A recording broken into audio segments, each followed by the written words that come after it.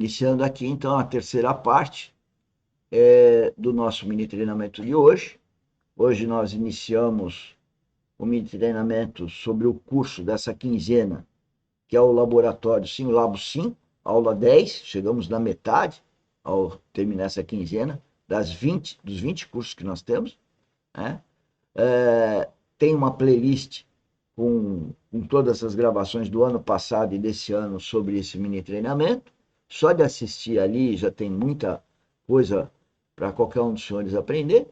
Fizemos a segunda parte, que é de gestão, hoje falando dos 10 mandamentos. Vão ver os interessados lá no manual administrativo, que também está em playlist, com esse nome. E agora nós vamos falar, então, de um breve estudo com relação a. Opa! Um breve estudo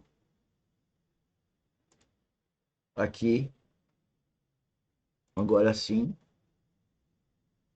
vamos escutar o preletor Luiz Fontes, na Conferência Bíblica de Contagem, agora em fevereiro deste ano.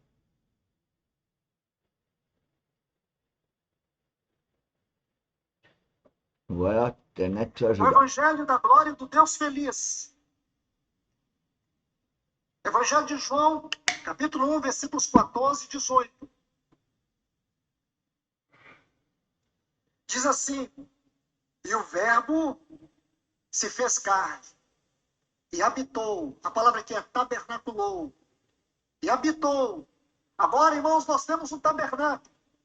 Moisés não tinha o seu tabernáculo. Nós agora temos o nosso tabernáculo.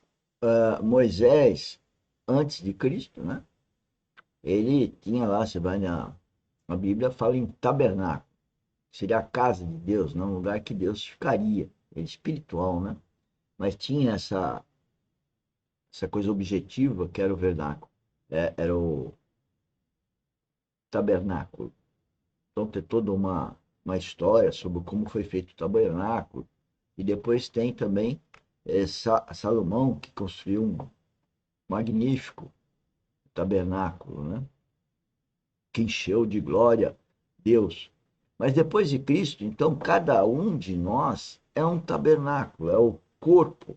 Por quê? Porque o Espírito Santo, ele habita, ele é o espírito de habitação. Então, eu posso dizer para vocês, qualquer um novo nascido, qualquer cristão verdadeiro, tem consciência que habita o Espírito Santo. Portanto, ele tem que ser guiado por esse, como eu já falei nos itens anteriores aí que nós tratamos nesse mini treinamento. Então, vamos continuar. Está escura aí a imagem. O nosso tabernáculo é Cristo. Escute, o nosso tabernáculo é Cristo. Ele veio e tabernaculou entre nós, cheio de graça e de verdade. Agora veja essa frase: vimos a sua glória. Então a glória pode ser vista. Moisés não viu, porque ela ainda não tinha encarnado. Agora a glória encarnou. Irmãos, por isso que eu digo para vocês, nós não podemos aceitar um evangelho de quinquilharia, um evangelho de migalhas, um cristianismo de periferia e de superficialidade espiritual. Você consegue entender o privilégio que nós temos na graça?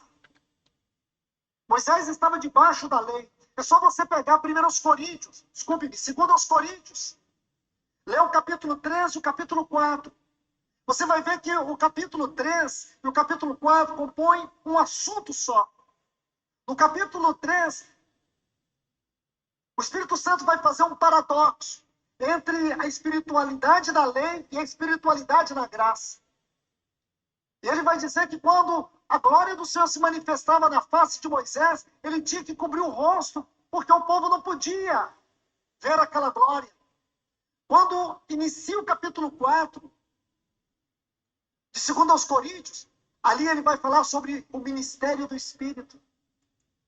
E o ministério do Espírito é esse: revelar para nós Cristo por meio de um tesouro em vasos de barro.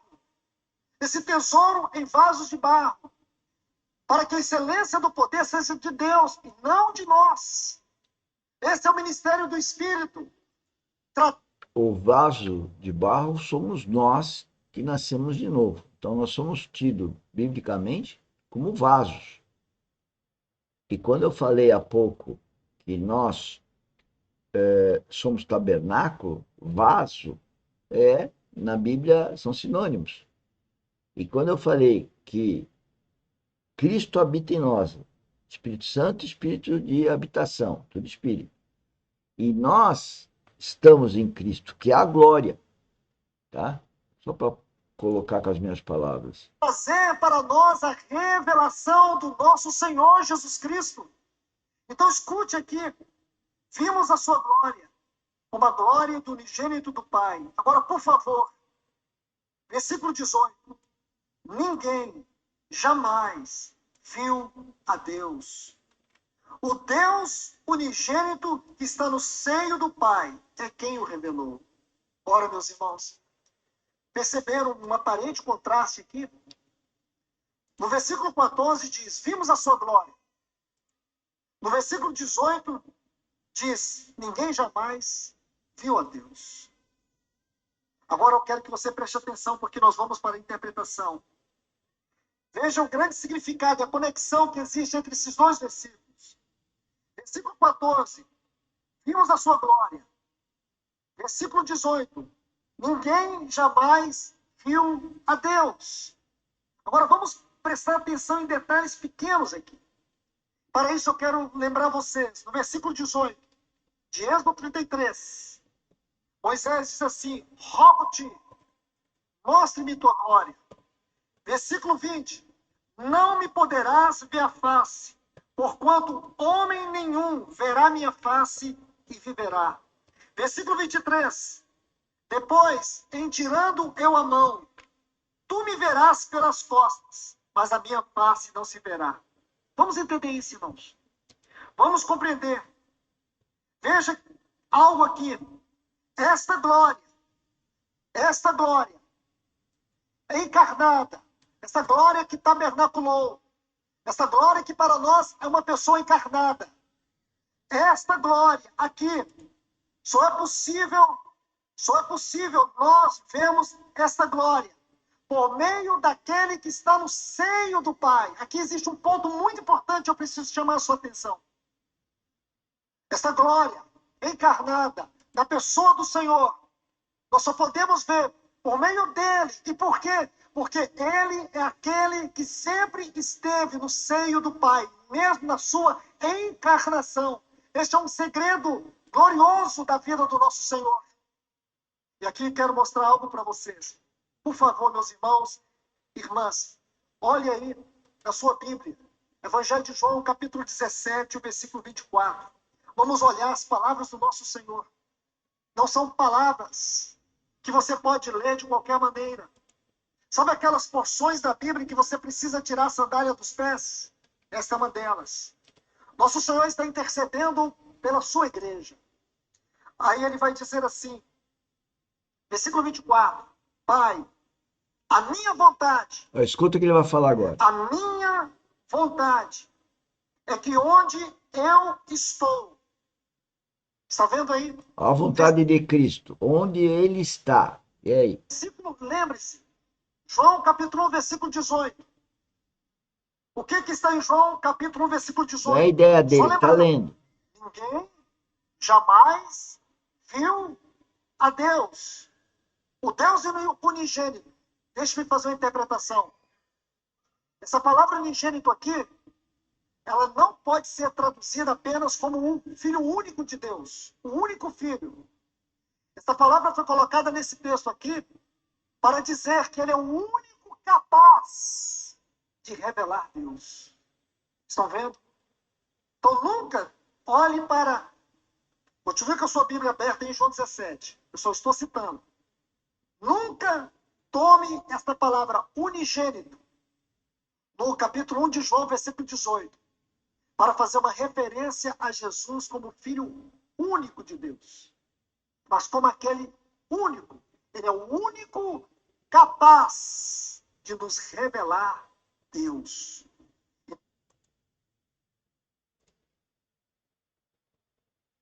Bom, senhores, é isso que eu tinha para apresentar hoje. E qual que é o nosso objetivo?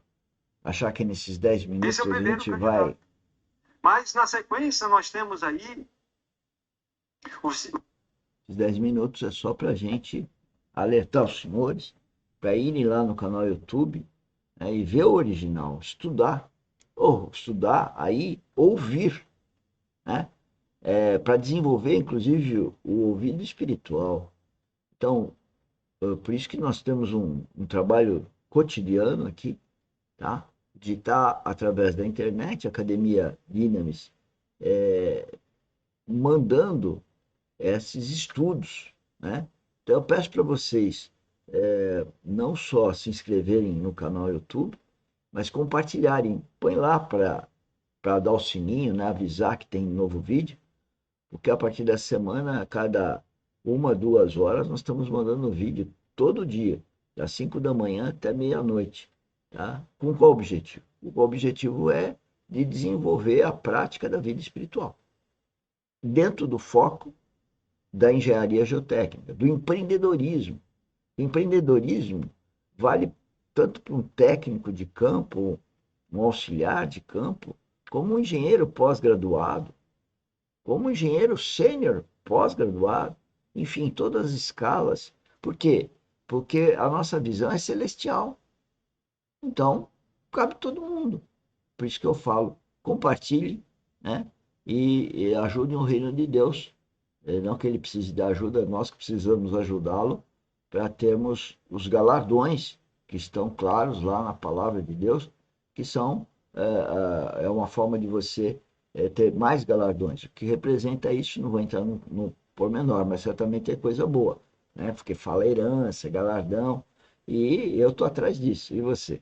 Tá comigo? Tamo junto? Então vem participar aqui da Academia Dynamis e trabalharmos juntos. Tchau, um bom dia, uma boa semana. Tchau, tchau, obrigado.